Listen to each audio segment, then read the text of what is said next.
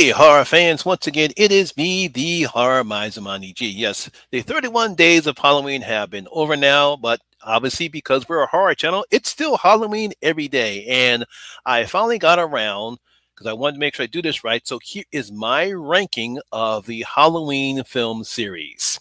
Now, I wanted to do this a little bit different because normally when I rank videos, I really don't watch the movies over again because I have a fair knowledge of the films I've seen before, even if I haven't seen it in a long while. But when it comes to the Halloween series, because there are now 13 films in the series, if you are including the David and Danny's trilogy that just finished up with Halloween Ends, I decided to take a look back at Rob Zombie's films because I wanted to make sure that I give them a good fair shake, just like I do with all the other films in the series. And after watching both Halloween and Halloween 2, my ranking kind of changed a bit and my feelings for both the movies. And I'll explain that as I rank them. But here we go. Let's go on ahead and rank all 13 films in the Halloween film series.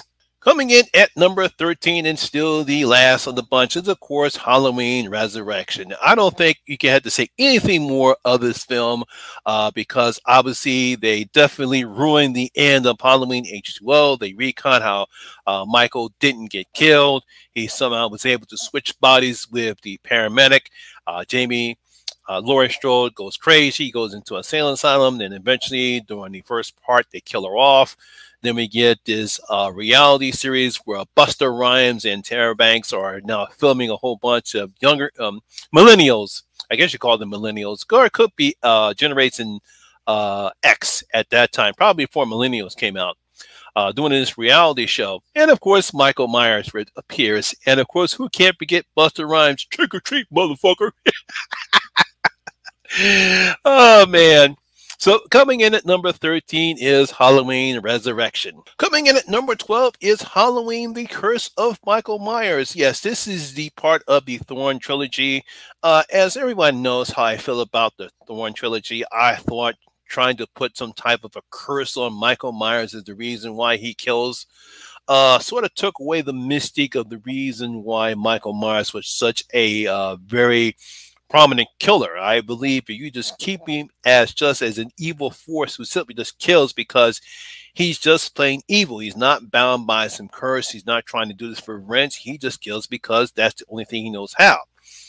So that's the reason why I really don't give that much to the Thorn trilogy. Now, as far as this movie is concerned, yeah, there are some nice, decent kills in the film. I don't like what they did with the Jamie Lloyd character in this particular film as well. I thought it was kind of an insult to the character. And, you know, obviously the stupid man in black and the cold thing, it just didn't feel for me at all. So coming in at number 12 is Halloween, The Curse of Michael Myers. Coming in at number 11, once again, part of the Thorn trilogy, this one is Halloween 5, The Revenge of Michael Myers. And again, you know, after the conclusion of The Return of Michael Myers, where we actually see Jamie Lloyd supposedly has now transferred the curse, now she has these psychic visions of Michael and is sort of like just retcons what it is. Where's the continuity? Where's everything is at this particular film? I don't know what they were thinking about. And then I believe the actress who played her foster sister, she gets killed in this one. And it's like, wow, she goes to all that and you kill her off in the beginning. What are you going to do? I believe this particular film was simply just made to cash grab because they still have the rights then. But what are you going to do? So coming in at number 11 is Halloween 5, The Revenge of Michael Myers. Now here's where things get changed up. Coming in at number 10 is Rob Zombie's Halloween 2. Now, I'm pretty sure most people probably felt how I felt about originally of Halloween 2 because I had no understanding of that goddamn white horse that we see throughout the film. Having rewatched Halloween 2, I have a little more appreciation of Halloween 2 and what Rob Zombie was trying to fulfill. And here, that's why I raised it up. Normally, I had it behind. as the lowest part of the series. It was behind Resurrection because you can't get worse than Resurrection. But I decided to go on ahead and give this a little better because I like the idea of what Rob Zombie was trying to do in this particular film. I still do not agree with putting in that imagery of the white horse. And of course, Sherry Moon Zombie, I think the only reason why he put her in this film is because she's always stars in this film. But to me, it kind of really doesn't serve any purpose in the film. Yeah, I understand it's supposed to be some type of imagery regarding Michael and Laurie and their family, and we all have to get back together, and that's the reason why he's after Laurie right now.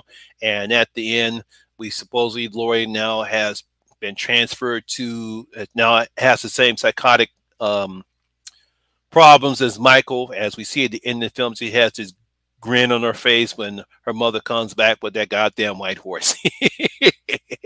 Yeah, there's still some good stuff in this film. Lots of brutal kills. This is Michael. This is the most brutal I've seen Michael seen since Halloween, before Halloween Kills came out. But yeah, so a little bit more appreciative of what Rob Zombie tried to do here. So coming in at number 10 is Rob Zombie's Halloween 2. Speaking of Halloween Kills, that is my number 9 film in the Halloween series is Halloween Kills. Picking up right after 2018's Halloween, we see Michael Myers doing what Michael Myers does best. We have a very high kill count in this particular one. Not much of Jamie Lee Curtis's Laurie Strode in this particular film. And then, of course, we all have the townspeople fighting back against Michael with their evil dies tonight. We have legacy character Tommy's back in this one, and so is Lindsay. The legacy characters from the original Halloween and '78, they're back in this one as well. But unfortunately, this film is I think about 20 minutes too long. There is a scene in the middle part where the folks are chasing the wrong person who they believe is Michael, but obviously that's sort of a mob mentality. That's one of the problems of a mob mentality, where you chase after the wrong guy. Like I said, this is the most brutal I've seen Michael since Rob Zombie's Halloween 2. So coming in at number 9 is Halloween Kills. Coming in at number 8 is Halloween Ends. Yes, the most decisive film in the franchise. A lot of people did not like this film because they fell for the marketing, thinking that it's supposed to be the final confrontation between Laurie Strode and Michael Myers. But I knew that's not what they were going for. I decided, just like I said on the live stream that I did with the Horror Hangout crew, I said that there was simply no way in the world that David and Danny are going to do another final confrontation between Laurie and Michael. Yes, they do have their battle, but it's not as intense as everyone thought it was going to be. A lot of people did not like the Corey character. I didn't mind him at all. And then not really having a problem. Not that many kills. There are a couple of good kills in this particular film. But like I said, a lot of people did not like this one. But for me, it's okay for what they were trying to do, but it's not better than some of the other films. So coming in at number 8 is Halloween Kills. Coming in at number 7, another controversy in this particular franchise is Halloween 3 Season of the Witch, the only film that does not have Michael Myers in it or Laurie Strode. Oh yeah, they're in the film, but there's actually a movie that we're seeing. We're actually seeing the original 28 particular version. I like what they tried to do here because obviously that was John Carpenter's original plan, was the fact that they were going to have an anthology series every year where each film would be based on Halloween, but it's always going to be its own one story. It's going to be one contained story. It's not going to be about just Michael Myers. And that's what this film represents. And I like what they tried to do. I have no problem with, I had no problem with Tom Atkins' character. I had no problem with Silver Shamrocks and what the man, obviously the bad guy was trying to do. He was actually basing it on the actual All Hallows Eve's holiday. That's what Halloween is based upon. So I really had no problem with it. It's a decent movie. Like I said, it's better than some of the others. I know some people like it better than some of the other films. Some people don't like it.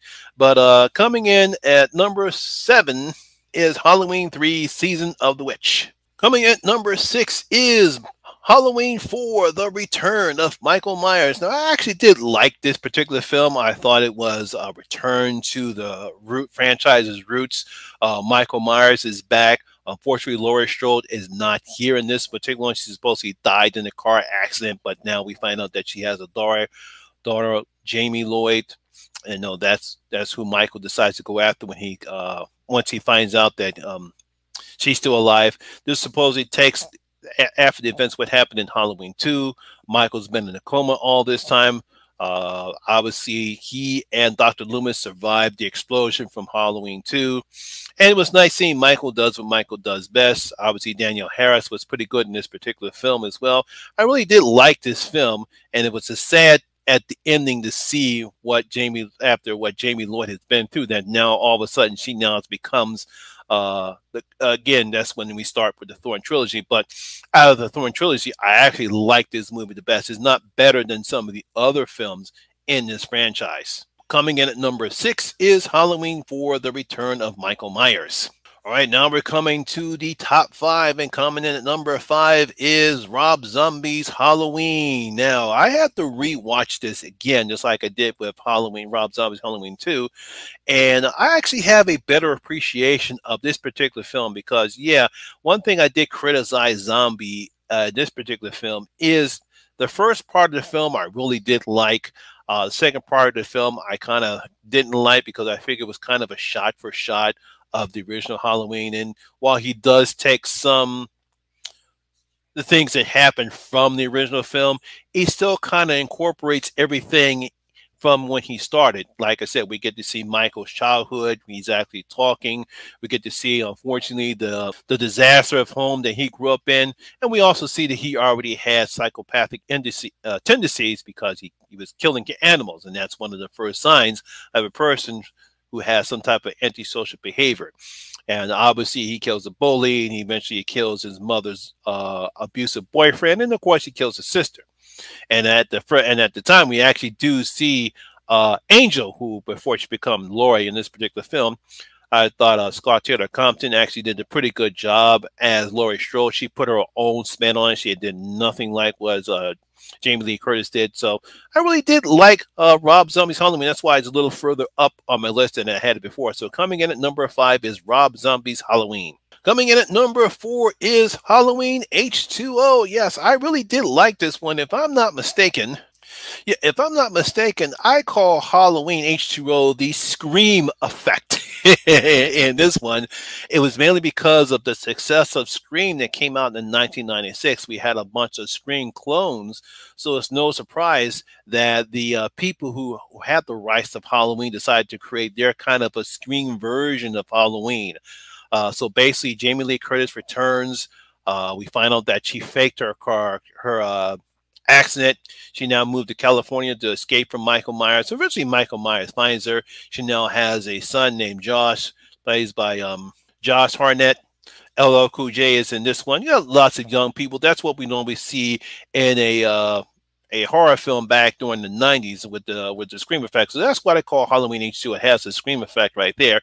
And at the time, it actually had the perfect ending of the relationship between Laurie Strode and Michael Myers, because we all assumed that at the end of that film, that was it. And I thought that was the perfect way to end the film. But of course, we got resurrection. So coming in at number 4 is Halloween H2O. The next two films, I really had to fight on both of them because I liked them both. But I had to go with Halloween 2, the sequel to the original, the 1981 Halloween 2, mainly because of the emergence of the slasher films, thanks to the success of Friday the 13th, Prom Night, April Fool's Day, all the slasher films that came out during the 80s. They had no choice but to come and create a sequel to Halloween, and eventually decided to go with Halloween 2, which this right here is a complete slasher film. Now, the big difference between this and the original Halloween is because John Carpenter said that he decided to go with more of suspense. That's why we only have like 3 people killed in the 79 version. Obviously, Halloween 2 is more of a slasher film, so we get more victims in this one. And obviously, we get the reason why Michael decided to go after Laurie. We find out that she's his sister, which I thought was a bit of a cop-out.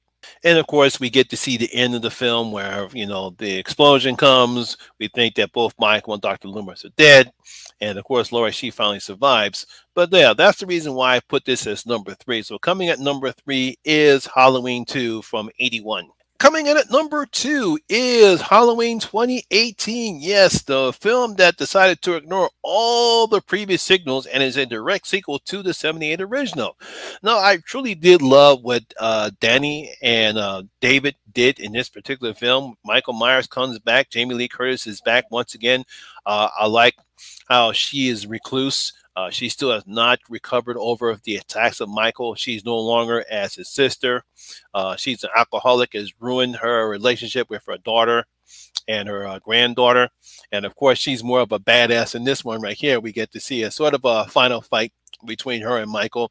I love the kills that we have in this particular film. Yeah, no one, of course, liked the so-called Dr. Loomis in this particular film, but Michael takes care of him as well. So coming in number two is Halloween 2018.